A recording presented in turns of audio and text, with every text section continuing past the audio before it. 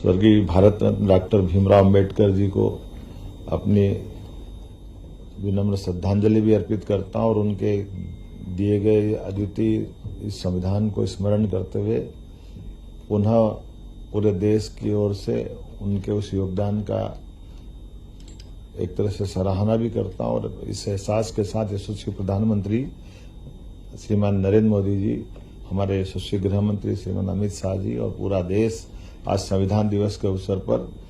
न केवल संविधान को याद कर रहा बल्कि डॉक्टर भीमराव अंबेडकर जी के योगदान को भी याद कर रहा है। हमारे लिए एक और अवसर आज बढ़ जाता है जब 26 नवंबर संविधान सभा के अंदर सर हरि सिंह गौर जी का जन्म दिवस भी आज है, जिनके कारण से सागर में एक विश्वविद्यालय, जिसके कारण से बुंदेलखंड का पूरा बेल्ट एक अलग रूप में निकल कर आया, शिक्षा की अलग जगह जिनने अपनी जीवन की सारी पूंजी दान की थी। अंबेडकर जी का भी जीवन इसी प्रकार से रहा। उनने स्वयं कष्टों के बीच में अपना मार्ग बनाया और अपने कष्टों से समाज की उस समय की दुरावस्था के बीच सामाजिक एकता के लिए ताना बना ऐसा बने जिसमें भविष्य में भारत को कोई चुनौती नहीं दे सके, तो दुनिया का लोकतंत्र सुरक्षित रहे, सामाजिक समरसता का भाव बना रहे,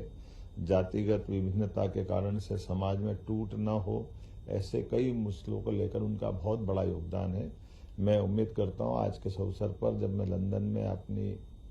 मध्य प्रदेश के इन्वेस्टर समिट के लिए ग्लोबली जो होने वाली उसके कारण से यहाँ आकर के निवेशकों से मिल रहा हूँ, ऐसे में आज ये सुखद संयोग है कि बाबा साहब अम्बेडकर के इस आवास पे आने का मौका मिला, जहाँ वो लगभग 2 वर्ष तक अपना अध्ययन के दौर यहाँ रहे हैं। यहाँ वो छोटा सा भवन है, लेकिन मैं स्वर्गीय बाबा साहब का उस कष्ट के दौर में भी अपने अध्ययन के प्रति जो उनका लगाव है उसको स्मरण भी करता हूं और हम यशस्वी प्रधानमंत्री को धन्यवाद देते हैं जिनने बाबा साहब के एक एक ऐसे स्थानों को तीर्थ के रूप में जनता को जानने, समझने और देखने का मौका उपलब्ध करने के लिए उपलब्ध कराएं। मेरी अपनी ओर से संविधान दिवस की हमारे मित्रों के साथ, अधिकारियों के साथ हमने शपथ भी ली है और पूरे वर्ष मध्य प्रदेश सरकार संविधान दिवस के अवसर पर ली गई शपथ के साथ साथ विभिन्न प्रकार के सभी आयोजन करेगी, जिसमें संविधान की मूल भावना से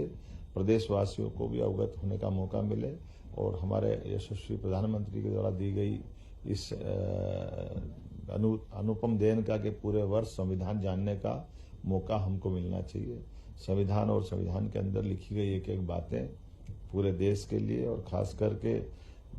हम उम्मीद करते हैं कि संविधान की आत्मा के साथ न्याय तब होगा जब हम देशभक्ति से सराबोर होकर के उसके